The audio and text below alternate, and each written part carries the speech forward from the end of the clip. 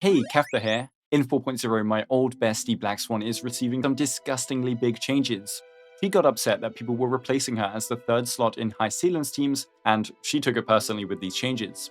Today I'll show you why she's so strong now with a kit change overview, her calculated increase from the Novaflare, and more like her current best builds, Lycones, and since she has like no teams, I'll also be talking about dot vertical investment. Like and sub and share if this video helps you out in any way, and let's get started. Now get ready for a whole load of extra words. She already had one of the highest word counts, and the text is so long I can't even take a nice screenshot. Thanks guys. Anyways, let's start with the core of her kit, her Arcana stacking with her talent. The Arcana stacking first got overhauled to not only be on receiving dot at the start of an enemy turn, but also when an enemy receives an instance of dot in general, meaning this works for detonations. Now, this was already the case, but this was locked to her traces, meaning now we get a spicy new trace we'll see later. But not only was it just added to this talent, but it lost its cap of 3, allowing you to stack even more Arcana with detonation spamming. Arcana now also counts as all dot types at all times, no more needing that ultimate for this, which yet again means we get more power budget allocated to the ult, as we'll see. And we haven't even started with the actual changes to the talent. The first two are just revamped parts of other abilities plopped into here. So, back in my day, Black Swan would stack up for a big dot nuke and reset to 1, making me really upset as I had to slowly crawl back up to not even 50 Arcana. Well now, stacks are halved upon the start of an enemy's turn. Yup, enjoy pretty much always hitting 50 bombs. Not only will it be only halved rather than reset to 1, but it can also stack beyond the usual 50 cap now, excess stacks being removed after you deal damage with them. So you're not even punished that much for going further beyond the 50 cap with optimal play or vertical investments. And we want even more damage, don't we? So the old problem of Arcana only ignoring defense on enemy turns is removed, and now all Arcana just ignores 20% defense at all times, so during detonations for example. There is still the adjacent target part too, but that still needs the enemy to act. We can't be too OP after all. Black Swan's ultimate is up next in the patch notes with a revamp to Epiphany. Previously, enemies took 25% increased damage, so vulnerability, during their turn, which is nice for dot on enemy turns, but for an archetype that detonates darts the whole turn, it was kinda useless. Now, it is 25% vuln during the whole FX duration, buffing the real part of our damage with all these Kafka detonating our 1000 damage over time effects. On top of that, during Epiphany, we get a buff to our Arcana application. It is a fixed chance, but a 1.5 times increase in Arcana stacking on average is really nice. Finally, Arcana will not be halved after dealing damage at the start of the turn during the Epiphany state. So again, enjoy permanent 50 bombs. Anyways, onto traces, and an undocumented change on the adjustment details is that her basics and skill don't apply Arcana anymore in their abilities. Instead, her A2 was changed to just always roll to apply 5 stacks of Arcana. And so not only can we stack 5 on basics or skills without any caveats, but we also get an AoE application on our ultimates now. Next up, her A4 had its dot detonation trace added to the talent, meaning we get a brand new effect of instantly applying her def reduction from the skill to enemies entering combat for 3 turns. So that means we don't need to skill until 3 turns later, right? Wrong. She can even apply this def reduction on basics and ultimates now. You shouldn't ever be losing this buff, and so the problem of both def reduction uptime and SP economy was solved in one swift move. It's notably really nice for pure fiction, as enemies will now always spawn in with this. And finally, her A6 looks pretty similar, but instead of only buffing Black Swan by 72% damage, she now buffs all allies by 72% damage. This isn't too impactful for Kafka with her full supportive build, it's still nice of course, but it's a fantastic bit of boosting for High Sealands. The trio keeps growing in synergy. And for anyone looking to vertically invest, we then got improvements to her E2, E4, and E6. E1 is still really powerful, so no changes. E2 went from a splash Arcana effect on enemy def to a 30 stack Arcana application on enemies entering combat. So the pure fiction trace became a monster pure fiction trace. But this is still useful in other modes for immediate ramp up power. E4 lost its really weird F-res reduction, now turning into more vulnerability. She also no longer has a cap to the energy, which was weird in the first place. More ults means more Arcana, better vuln uptime, and easy AoE def reduction application in case it falls off somehow. Finally, her E6 increases the Arcana cap to 80 from 50, meaning the upper limit of the consistent Arcana bombs we can get is greatly improved. On top of that, we get some help to get to said limit with an extra 1 Arcana every time Black Swan applies one. And when I say some help, this is a crazy amount of Arcana. Here are my new Eidolon calculations for Black Swan. E1 remains the same, E2 is very practice-based and insane for PF, E4 is now decent, and E6 is a monster final Eidolon for Black Swan lovers. But what about base Black Swan? She went from a rollercoaster character, having to stack tons of Arcana just to watch it disappear among the sea of butterflies, to a consistently high-stacking, high-damage unit in her best composition. She went from having low self-stacking and limits to ally stacking, to having enough power in her kit to now see frequent 50 bombs and even go further beyond. She went from having to use your team's SP to maybe not ever needing to use SP outside of wanting to skill for better energy. And she went from mediocre, bad uptime buffs to consistent or permanent and powerful buffs, all this whilst having the highest damage contribution in the triple dot team by far at equal investment. I think most of her problems were fixed just like that.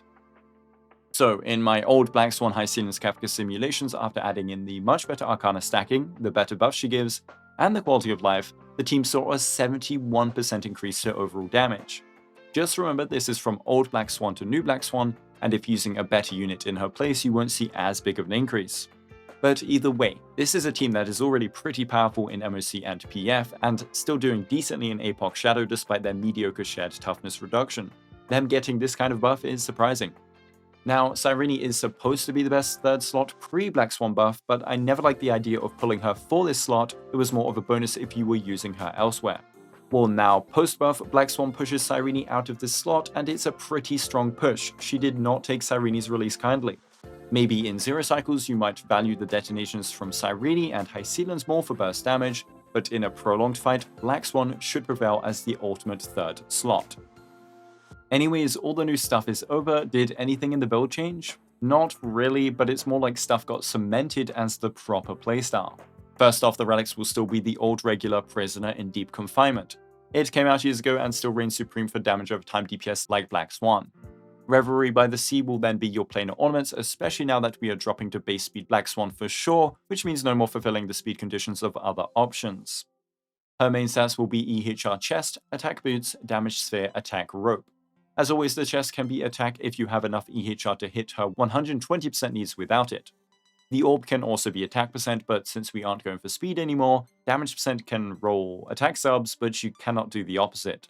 For a stat goal, I'd say you can aim for an attack amount of like 3,500 to 4,000 pre-combat, since we are running attack boots and attack rope, and then we're going full ham on attack percent and flat attack substats.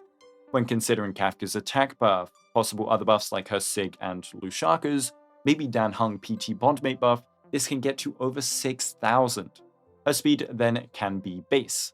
There is also the option of going to 134 if you want, I guess, a little more SP or energy, but it will be a minimal increase in the long run, so I'd recommend just sticking to base.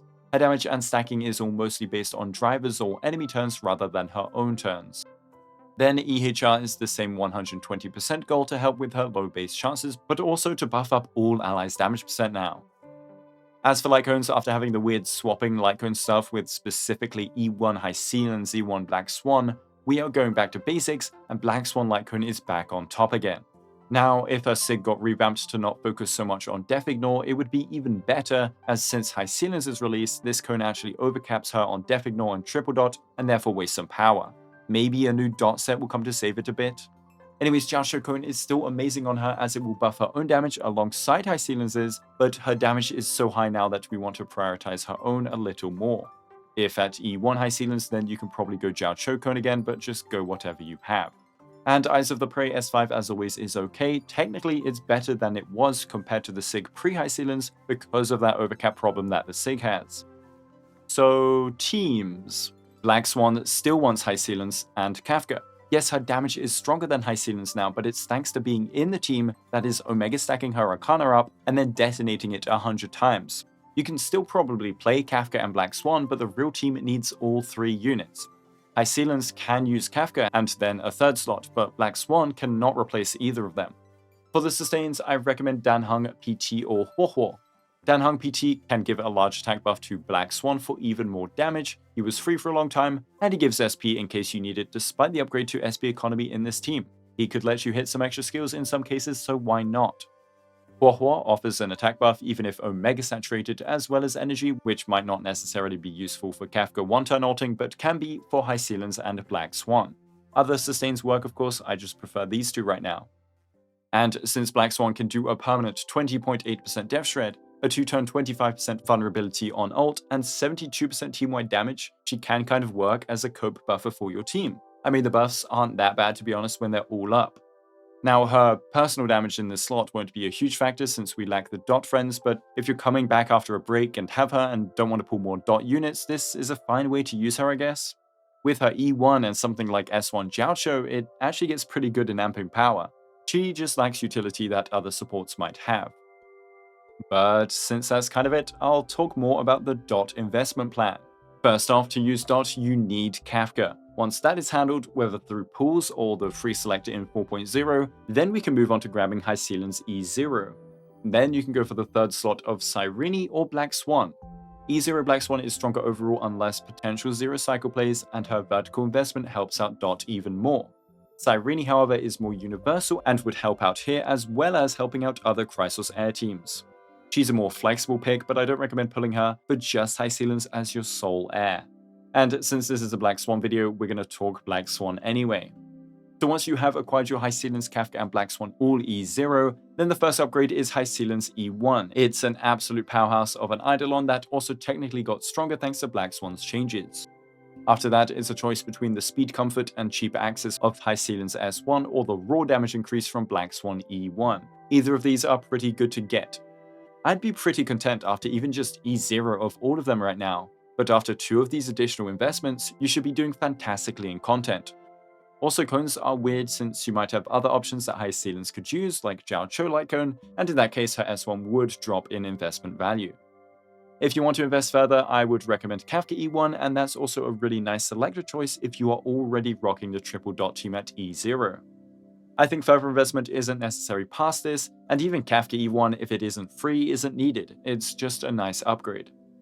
So that is all on Madame Swan for today, and so before you go, I want to hear your thoughts on her and her buffs down below.